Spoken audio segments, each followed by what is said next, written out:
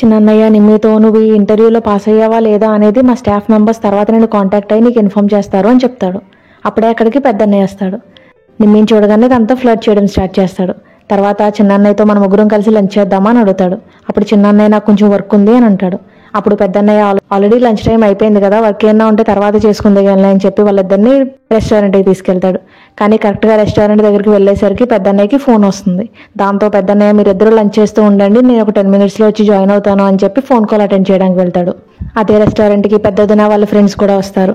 చిన్నన్నయ్యని నిమ్మితో పాటు కలిసి చూసి వాళ్ళిద్దరిని ఫొటోస్ తీసి పెద్దదినికి పంపిస్తారు. పెద్దదిన ఆ పిక్స్ చూసి షాక్ అవుతుంది. తర్వాత వాటిని చిన్నదినికి చూపిస్తుంది. చిన్నదని గురించి మనకు తెలిసిందే కదా, ఆ పిక్స్ చూడగానే వెంటనే చిన్నన్నయ్యని ఇంటికి పిలిచి పచ్చడి కింద కొడుతుంది.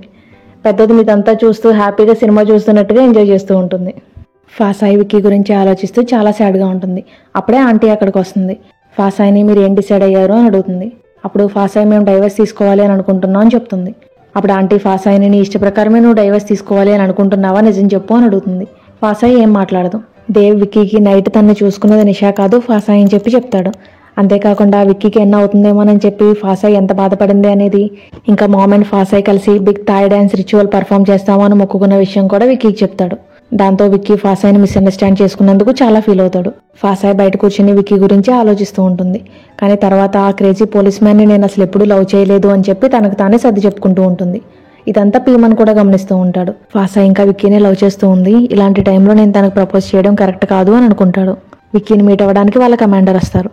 విక్కీ మిషన్ కంప్లీట్ చేయలేకపోయినందుకు వాళ్ళ కమాండర్కి సారీ చెప్తాడు. అప్పుడు కమాండర్ ఏం పర్లేదు, నువ్వు ప్రాణాలతో బ్రతికి బయటపడ్డావు కదా, మాకు అది చాలు, ఏదన్నా తేడా జరుగుంటే ఒక మంచి పోలీస్ ఆఫీసర్ని మేము కోల్పోయేవాళ్ళం అని అంటాడు.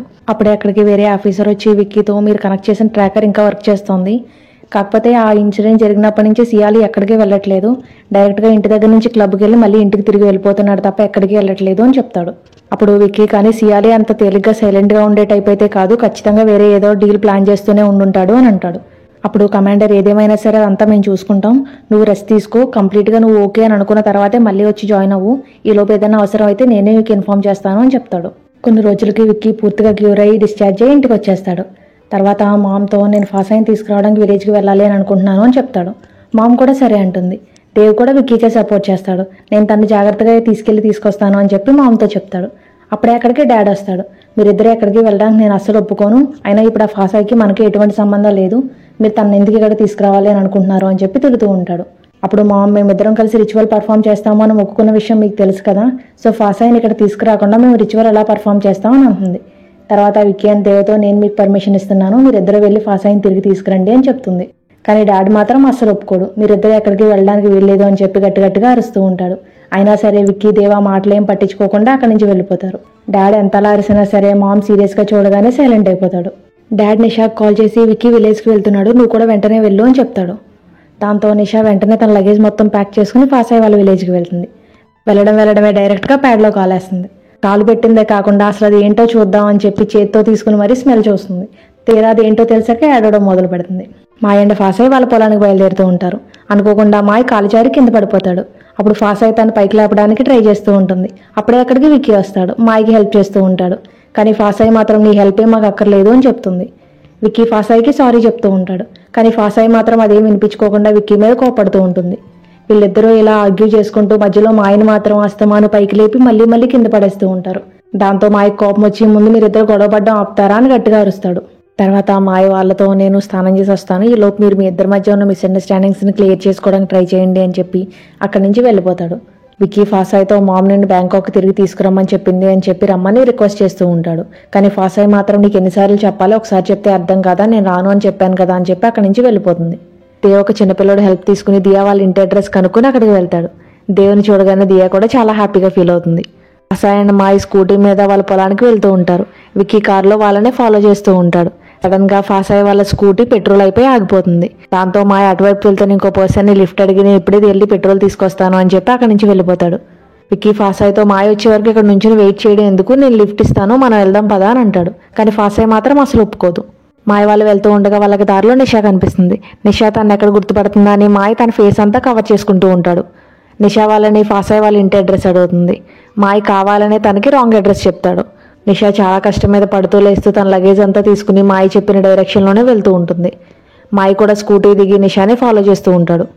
విక్కీ అండ్ ఫాసాయ్ గొడవ పడుతూ అనుకోకుండా వాటర్లో పడిపోతారు. విక్కీ ఫాసాయ్ని టీస్ చేస్తూ తనకి కిస్ చేస్తాడు.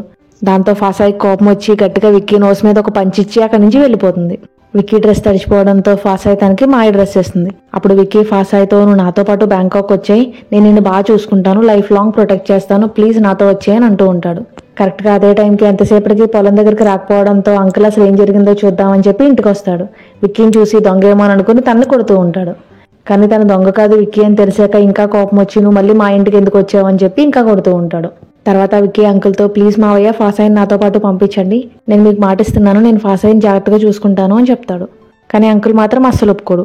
ఈ రోజు నువ్వు తను జాగ్రత్తగా చూసుకుంటాను అని నాతో చెప్పి తీసుకెళ్తావు, కానీ రేపన్న రోజు మీ నాన్న నేను ఫాసాయ్ని కోడలుగా అంగీకరించను అని అంటే నువ్వు మీ నాన్న ఎదిరించి మాట్లాడగలవా? లేదు కదా, అలాంటప్పుడు నేను నా కూతురు నీతో ఎలా పంపిస్తాను, నేను పంపించను అని అంటాడు. నిషా అలా నడుచుకుంటూ చాలా దూరం వెళ్ళిపోతుంది. ఎంత దూరం వెళ్ళినా ఎవరో కనిపించకపోవడంతో నేను రాంగ్ అడ్రస్కి వచ్చానేమో అని అనుకుని తిరిగి వెనక్కి వెళ్దామని అనుకుంటుంది.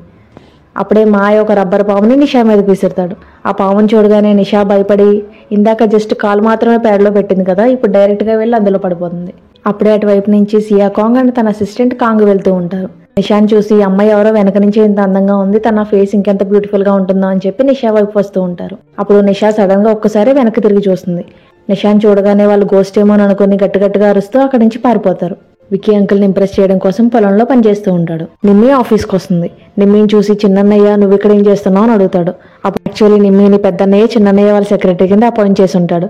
అదే విషయం నిమ్మి చిన్నన్నయ్యతో చెప్తుంది. అప్పుడు చిన్నన్నయ్య కానీ నేను దాన్ని ఎప్పుడూ చేయలేదు కదా అని అంటాడు. అప్పుడు నిమ్మి చిన్నన్నయ్య మెడ మీద ఉన్న గాయాలు చూసి ఇవన్నీ ఏంటి అని అడుగుతుంది. అదే చిన్నదిన పచ్చడి కింద కొట్టింది కదా చిన్నన్నయ్యని, ఆ దెబ్బలనమాట. తర్వాత నిమ్మి దెబ్బలన్నీ అసలు ఎలా తగిలినాయి అని అడుగుతూ బాగా కన్సర్న్ చూపిస్తున్నట్టుగా యాక్ట్ చేస్తూ చిన్నన్నయ్యకి క్లోజ్ అవ్వడానికి ట్రై చేస్తూ ఉంటుంది. కరెక్ట్గా అదే టైంకి చిన్నన్నయ్య కోసం క్యారేజ్ తీసుకుని చిన్నదిన వస్తుంది. నిమ్మిని చిన్నన్నయ్యని అలా చూసి చాలా కోపం వస్తుంది. నిమ్మిని జుట్టు పట్టుకుని మరీ పక్కకు లాగి తన్ని కొడుతూ ఉంటుంది.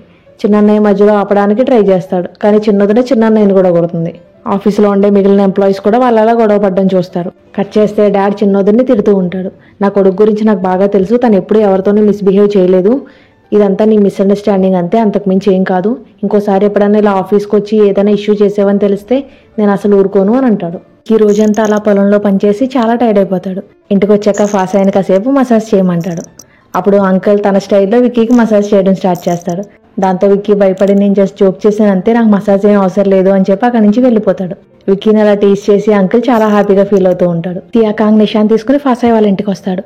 నిషాన్ చూడగానే ఫాసాయ్కి చాలా కోపం వస్తుంది. విక్కీ నిషాని తిరిగి బ్యాంకాక్ వెళ్ళిపోమని చెప్తాడు. కానీ నిషా ఒప్పుకోదు. డాడ్ నాకు మరీ చెప్పారు నీతోనే ఉండమన్నారు, ఒకవేళ నేను బ్యాంకాక్ వెళ్ళాలి అంటే నువ్వు కూడా నాతో పాటు వచ్చేయని అంటుంది. అప్పుడు విక్కీ నాకు రావడం కుదరదు, నాకు కొంచెం పని ఉంది అని అంటాడు. అప్పుడు నిషా సరే అయితే నేను కూడా నీతో పాటు ఇక్కడే ఉంటాను అని అంటుంది. విక్కీ ఫాసాయ్ రూమ్లోనే పడుకుంటాడు. అది తెలిసి నిషా వాళ్ళని డిస్టర్బ్ చేయడానికి చాలా ట్రై చేస్తూ ఉంటుంది. దాంతో మాయ నిషాని బలవంతంగా అక్కడి నుంచి తీసుకెళ్లిపోతాడు. విక్కీ నైట్ అంతా ఫాసాయ్ని చూస్తూ ఉంటాడు. చాలా హ్యాపీగా ఫీల్ అవుతాడు. సియా కాంగ్ తన అసిస్టెంట్కి ముసుగేసి తనకు ఫ్యూచర్ టెల్లర్ అని చెప్పి అక్కడ ఉన్న విలేజర్స్ని నమ్మిస్తాడు. తర్వాత తన ప్లాన్ ప్రకారం ఈ ఊరికి అరిష్టం పట్టింది, ఆ అరిష్టం పోయి ఊళ్ళో వాళ్ళందరూ కూడా హ్యాపీగా ఉండాలంటే సియా కాంగ్కి ఫాసాయ్కి పెళ్లి చేయాలి అని చెప్తాడు. దాంతో విక్కీకి బాగా కోపం వస్తుంది. వాళ్ళ బండారం మొత్తం బయటపెట్టి వాళ్ళిద్దరిని పోలీసులకు అప్పచెప్తాడు.